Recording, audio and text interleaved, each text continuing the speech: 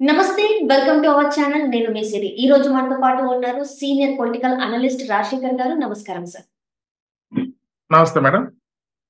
Sir ఇప్పుడున్న పరిస్థితులలో మన వైసీపీ పార్టీలో చాలా మందికి అంటే సిట్టింగ్ సీట్స్‌నైతే చేంజ్ చేస్తున్నారు. అట్లనే కొత్త వాళ్ళకి కూడా ఛాన్స్ ఇస్తున్నారని చెప్పేసి మాట్లాడారు మన ముఖ్యమంత్రి గారు.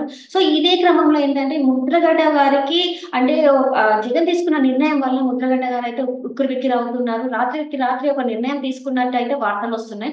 ఇందులో ఎంతవరకు వాస్తవం ఉంది సార్? అంటే ఇక్కడ ముద్రగడ పద్మనాభం గారి అంశాన్ని మనం ప్రత్యేకంగా చూడాల్సి ఉంటుంది. రైట్. ఏదైతే టీడీపీ జనసేన కూటమి ప్రజల్లోకి బలంగా వెళ్తుంది, పర్టికులర్ గా జనసేనకి బలమైన జిల్లాలు ఏదైతే ఉన్నాయో తూర్పు పశ్చిమ గోదావరి జిల్లాలో అక్కడ బలమైన సామాజిక వర్గంగా కాపు కమ్యూనిటీ ఉంది.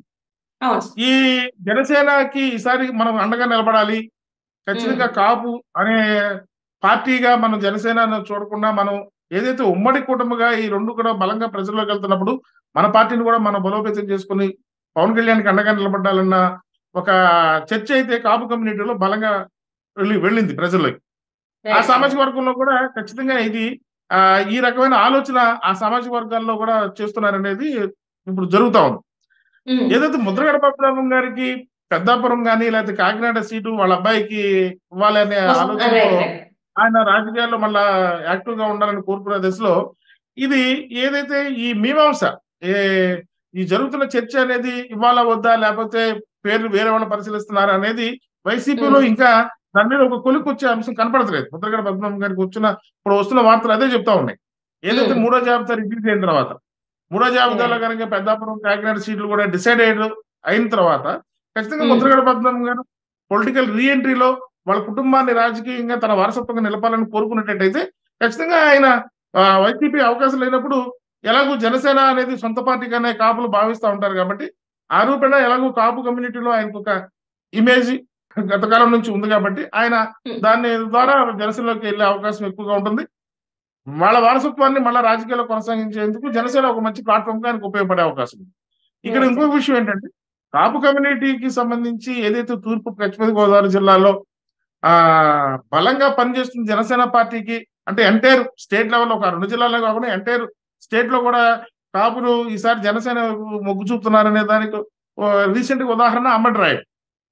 అంబటి రాయుడు ఏదైతే కాంగ్రెస్ పార్టీలో వైసీపీలోకి వెళ్ళిన వారం రోజుల్లోనే తిరిగి మన జనసేన తీర్థం పుచ్చుకోవడం అనేది ఆ ప్రెజర్ అనేది వచ్చిందనేది అతను బంధువుల రూపేణ కానీ తన సామాజిక వర్గం నుంచి కానీ స్నేహితుల రూపేణ బలంగా అతని మీద ఒత్తిడి తీసుకొచ్చి సార్ నువ్వు జనసేనలోకి వెళ్ళాలి, రాబోయే రోజుల్లో జనసేన టీడీపీ కూటమే మంచి భవిష్యత్తు ఉందో వాళ్ళకే మంచి భవిష్యత్తు ఉందని చెప్పడం వల్ల మళ్ళీ తన్నే ఏదైతే పార్టీలోకి వెళ్ళిన వారం రోజులే తన నిర్ణయాన్ని వెనక్కి తీసుకుని జనసేనలోకి తన అడుగులు వేయడానికి సిద్ధపడ్డ అంశం మనకి తెలుస్తాను.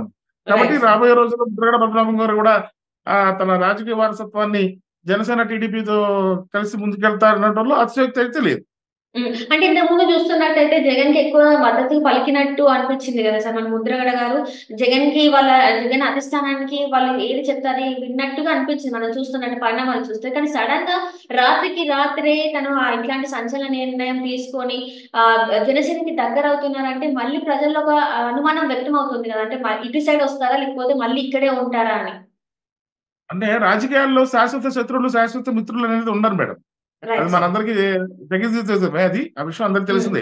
కానీ ఇంకా బహిరంగంగా ముద్రగడ పద్మనాభం గారి నుంచి అది బహిరంగంగా ఇంకా ప్రకటన విడుదల మనం చూస్తుంది మనం వస్తున్న ఈ వార్తలు మనకి సోషల్ మీడియాలో చక్కర్లు కొడతా ఉంది. అలాగే సర్వత్రా వినిపిస్తున్న చర్చ అది. మళ్ళా ముద్రగడ పద్మనాభం గారు వైసీపీని వీడి ఆయన చూపు మళ్ళా జనసేన టీడీపీ కూటమి వైపు మళ్ళింది అనేది మనం వస్తుంది. ఇంకా అధికారికంగా అయితే అటువైపు నుంచి మనకైతే ఇంకా అధికారికంగా మనకు వార్త వెలువడలేదు. లేకపోతే వార్తలు అయితే మాత్రం మనకి వినిపిస్తా ఉన్నాయి. కాకపోతే ఏంటంటే రాజకీయాల్లో వాళ్ళు లైవ్ లో ఉండాలని కోరుకున్నాడు. ఇందాక మనం అనుకున్నట్టుగా రాజకీయాల్లో లైవ్ లో ఉండాలి, వారసత్వాన్ని కంటిన్యూ చేయాలనుకున్న వాళ్ళకి ఒక బలమైన రాజకీయ కూటమే వాళ్ళకి అవసరం. అధికార పక్షానికి అవకాశం లేనప్పుడు బలమైన కూటమిగా జనసేన టీడీపీ కూటమి కళ్ళెదురు కనపడుతుంది కాబట్టి ఆల్టర్నేటివ్ గా ఆ కూటమిని ఎంచుకోవడంలో ముద్రగడ పద్మనాభం గారు చూస్తున్నారంటలో అది మనం ఆ వస్తున్న వార్తలకు అదే బలం చేకూరుస్తుంది. ఒకవేళ జనసేనలో తను జనసేన తీర్థం పుచ్చుకుంటే తనకి అంటే ఎలాంటి శాఖలో అంటే టికెట్ ఇచ్చే అవకాశాలు ఉన్నాయంటారా సార్? ఆయన మెయిన్ మనకి మన ఇంతకు ముందు నుంచి వస్తున్న వార్తలు అది పెద్దాపురం గాని, కాకినాడ ఈ 2 సీట్లలో ఆయన అడుగుతున్నట్టు ఉంది. ఒకవేళ కాకినాడ ఎంపీగా పోటీ చేయొచ్చు, లేకపోతే పెద్దాపురం ఎమ్మెల్యే టికెట్ ఆశించవచ్చు. ఈ అంటే వాళ్ళ రెండిట్లో కొడుకు మాత్రం ఖచ్చితంగా రైట్. అదే అంటే వాళ్ళ వాళ్ళ అబ్బాయి. కొడుకు కూడా అబ్బాయి కూడా టికెట్ కాకినాడ నుంచి అదే ఆశిస్తున్నట్టు అదే అని చెప్పేసి వార్తలు అదే అదే. వస్తున్నాయి కదా. ఒకవేళ పెద్దాపురం కాకినాడ ఎంపీగా ముద్రగడ పద్మనాభం గారు పోటీ చేసేటానికి వాళ్ళ అబ్బాయి పెద్దాపురం ఎమ్మెల్యేకి పోటీ చేసే ఈ 2 కూడా మరి జనసేన కానీ లేకపోతే నాకైతే టీడీపీకి ముద్రగడ పద్మనాభం గారు వెళ్తారని అయితే నేనైతే అనుకోను. ఎందుకంటే ఉమ్, గత కొంతకాలంగా నుంచి డైరెక్ట్ గా చంద్రబాబు నాయుడు గారిని టీడీపీని ఉద్దేశించి ఆయన చేసిన కామెంట్లు కానీ ఆయన ఉమ్, రాసిన లేఖాస్త్రాలు కానీ ఇవన్నీ కూడా ఇంకా రైట్. ప్రజల మధ్యలోనే ఉన్నాయి. దానికి ఉమ్, మళ్ళీ సమాధానం చెప్పుకోవాల్సిన పరిస్థితి ముద్రగడ పద్మనాభం గారికి ఉంటుంది కాబట్టి అదే జనసేన అయితే ఆయనకు చాలా ఈజీ అప్రోచ్ ఉంది. జనసేన ఉమ్, పార్టీలోకి వెళ్తున్న వాళ్ళని దానికి సామాజిక వర్గం నుంచి కూడా ఆయనకి సపోర్ట్ ఉంటుంది కాబట్టి ఆయన జనసేన పార్టీలోకి వెళ్ళే అవకాశం ఎక్కువ ఉంటుంది. జనసేన పార్టీ నుంచి తను ఏదైతే ఆశిస్తున్నారో కాకినాడ పార్లమెంట్ కానీ లేకపోతే పెద్దాపురం ఎమ్మెల్యే సీట్ కానీ ఆ 2 కూడా జనసేన నుంచి తెచ్చుకునే అవకాశం కూడా ఎక్కువ ఉంటుంది. ఉమ్. సో అంటే ఇప్పుడు మీరు మీరు మీరు మీరు అన్నారు జనసేన నుంచి అయితే జనసేనకి దగ్గర అవుతున్నారు అని చెప్పేసి. అంటే జనసేనలో టీడీపీ అలయన్స్ లో ఉంది కదా సార్. అంటే వాళ్ళిద్దరు కలిసి పొత్తులలో చేస్తున్నారు సార్. అక్కడ మరి వాళ్ళకి సఖ్యత కలిసి ఉంటదని అనుకుంటున్నారా మీరు? లేదు, మనకు మిత్రపక్షంగా ఏర్పడినప్పుడు 100% తెలుగుదేశం వాళ్ళు సపోర్ట్ చేయాలి, తెలుగుదేశం మాట వినాలని జనసేనకి లేదు. లేకపోతే ఉమ్, జనసేన మాట వినాలని జనసేనతో మనం మిత్రపక్షంగా ఉన్నాం కాబట్టి జనసేన ఏదైతే చెప్తుందో దాన్ని వినాలని తెలుగుదేశానికి లేదు. ఎవరి ఉమ్, పార్టీ వాళ్ళది, ఎవరి పార్టీ వాళ్ళ బలోపేతం చేసే దిశగా ప్రయత్నాలు చేస్తూ ఎన్నికల్లో మాత్రమే వాళ్ళు మిత్రపక్షం కలిసి పోటీ చేయడానికి అవకాశం ఉంది. కాబట్టి ఉమ్, పార్టీ ముఖ్యం, ఎన్నికలలో మాత్రమే కలిసి పోటీ చేసే అవకాశంగా మిత్రపక్షాలుగా ఉంటాయి కానీ తర్వాత ఆఫ్టర్ ఎలక్షన్స్ ఎవరి పార్టీని వాళ్ళు బలోపేతం చేసే దిశగానే వాళ్ళ ప్రయత్నాలు ఉంటాయి. కాబట్టి రైట్ సార్. ఇప్పుడు ఇది ఎక్కువ అవకాశం ఎన్నికల సమయంలోనే పార్టీలో బదిలీలు కానీ మరి అటేపు నుంచి ఇటు ఇటు అటు మారే నాయకులు ఉంటారు కాబట్టి ఉమ్, పార్టీకి బలోపేతం అయ్యే అవకాశం ఎన్నికల సమయంలోనే ఇంకెక్కువగా ఉంటుంది.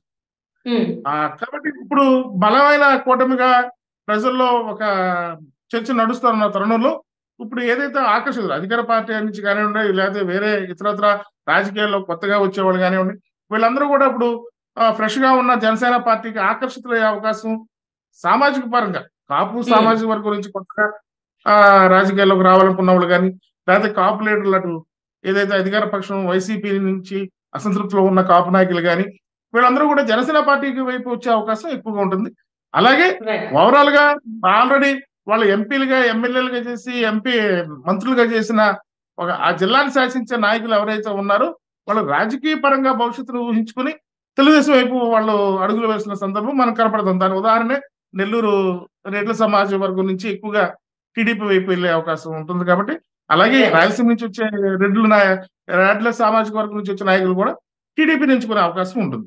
Right sir. ఏదైతే రైట్. కోస్తాలో మాత్రం కోస్తాలో కాపు నాయకులు కానీ కాపు సామాజిక వర్గానికి సంబంధించిన ఫ్రెషర్స్ కానీ వీళ్ళు జనసేన పార్టీకి వచ్చే అవకాశం ఉంది.